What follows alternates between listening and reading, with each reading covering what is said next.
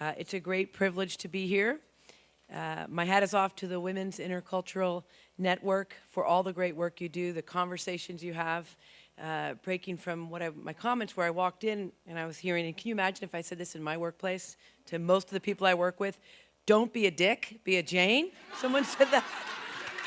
Someone, as soon as I walked in, the beautiful lady in the back said that, and I said, this is my kind of crowd. But how would that go over in the San Francisco Fire Department? I'm going to give it a shot. So I'm gonna try it. Thank you, and thank you to Marilyn. She has been a friend and supporter throughout the years, and I really, really appreciate it. I'm very proud to be serving as San Francisco's fire chief. I entered the San Francisco Fire Department in 1990, and if it wasn't for the great sacrifices that my parents made, I'm the youngest of four, neither of them had college educations, and when they got together, they said, when we have a family, we'll do everything we can to make sure all four of our children have college educations, and they did. So I graduated from the University of Santa Clara in 1986, played a lot of sports, so I was big into the team efforts and so forth. My parents were proud of all four of us, and you can only imagine in 1988 when I said, Mom, Dad, I'm grateful for that degree in business administration, finance, but the fire department's hiring, and they're trying to diversify their ranks. I want to be a firefighter. And they said to me that, we will do whatever we can to support you. I can honestly say they were very supportive, very skeptical as well, for mainly three different reasons. One, it's very dangerous. We're concerned about you. Two, there's not many people that look like you on the job, so how's that going to work? And three, because they made the sacrifice, they said it's considered blue-collar work, and we were expecting you to do something a little bit different. But I can honestly say, if it wasn't for them, I may not have continued on the journey. And it's been an incredible journey, starting in 1990, and then in 2004, after getting appointed to lieutenant, captain, and Assistant Deputy Chief Gavin Newsom, then mayor, now lieutenant governor, appointed me to be chief of department. In January of next year, which is the fire department's 150th year, I will have 12 years serving as chief of the San Francisco Fire Department.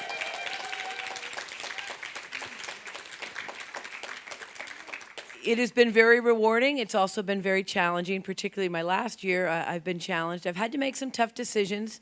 I stand by all of them. They're not always popular, but it's the right thing to do on some of the tougher decisions I've made. A couple of things I just wanted to share, and this is very interesting conversation, so I won't go on too much longer, but just when people are talking about women's leadership styles versus men's, as you know, 2004 was a pretty big year.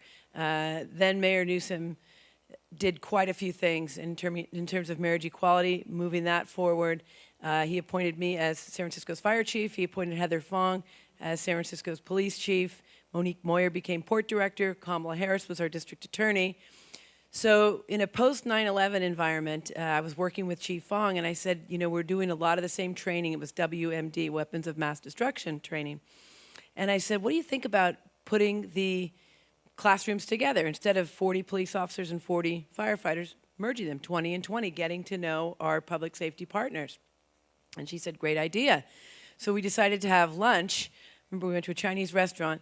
We invited our command staff, and the command staff was very skeptical. They said, what do you think they want? What are they doing? And this Chinese buffet lunch.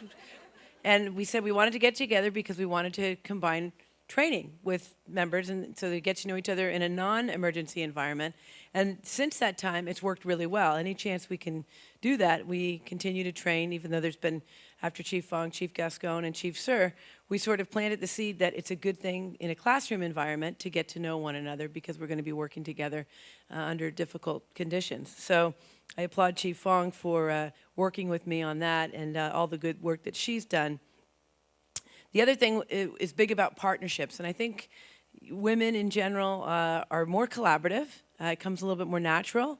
And I know Dr. Marase is here, not only with the Commission on the Status of Women leading that department, but her good work with the school district. And just recently, we've partnered with the American Heart Association and the Unified School District to go in and make sure, and it's difficult because I know every hour counts in terms of the high school graduation curriculum. But one of the things I feel very strongly about is making sure that we can get as many people in our community, and we have a very engaged community, involved. And so we have now had, as part of the curriculum, agreed to incorporate CPR hands-only, compressions-only training so that every ninth grader will get that this year. And in order to graduate, you will have to have had that. So it's, again, good collaboration. Similarly, Dr. Morase and the school board, we have also had firefighters going into our schools for a number of years to talk about fire safety education. We feel very strongly that we can teach the child, and then the child can go home and then educate their family and their parent, oftentimes in another language. And so we're memorializing that as well with the Unified School District. And for me, I'm 51 years old. I grew up I was born on leap year in 1964. And for younger women today, it's still not equal, but it is better than when I was growing up. And never would I have seen a female firefighter walk into my classroom when I was in grammar school or high school. So we're really seeing a difference in that we're able to go in, men, women, various ethnicities, going in and sort of planting the seed about being good citizens and keeping yourselves fire safe and medically safe. But also, we may influence a young boy or young girl in that classroom to become a firefighter one day. And I think our best advertising tool in the San Francisco Fire Department is the people that you see on the engines and the trucks. And on Monday, we had a holiday. I was walking along the beach, along the Great Highway with my sister, and one of the engines was there. It was a crowded day. It was really warm weather, and there was a fire engine there. And I was just really pleased to see, and I don't think you'd see it in any city in America. Fire engine is 1 officer and 3 firefighters. And on that particular day on Monday, during the week, there was 4 females on the engine. And my sister said to me, she said, I don't think you'd ever see that. And I agree, and I'm very proud of that because in the day, I think people used to think that firefighters, everyone would be 6'4", very manly, muscular. And I've seen time, after 25 years in this business, how everyone brings a strength to the team. Oftentimes, we're doing rescues, sometimes in confined spaces.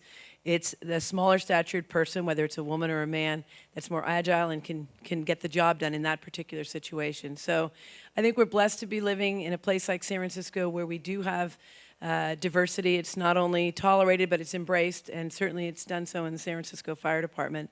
I also liked what someone said earlier about stretching yourself, taking risks if needed, making sure they're calculated risks, but also if you don't go for something that's a little bit beyond you, you may never know what you can accomplish. And I know that sometimes my father, who passed away 5 years ago, said to me, if you really want something, go for it, and don't ever get discouraged, because if you buy into someone that's discouraging you, they win and you don't. So again, I'm honored very much. Thank you to Marilyn and to Wynn. Thank you for this beautiful handcrafted award, and congratulations to all of the other awardees today, and thank you for what each and every one of you do.